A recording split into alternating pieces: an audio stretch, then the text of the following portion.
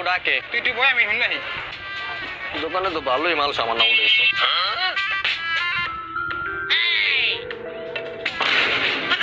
কি লাগবো ভাই?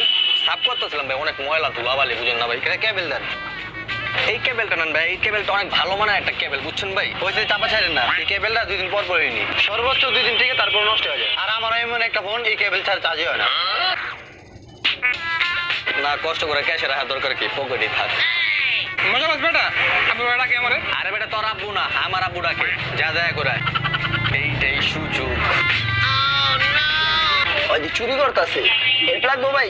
না ভাই, একলা কি এর হেল্প লাগবো মেদুর? আপনি তো ভাই বেশি বুঝেন নাই না, কি লাগবো আপনার? না কিছু লাগবো না, এমনি এইছিলাম। মানুষ একটু পর পর খালি মজা লাগে।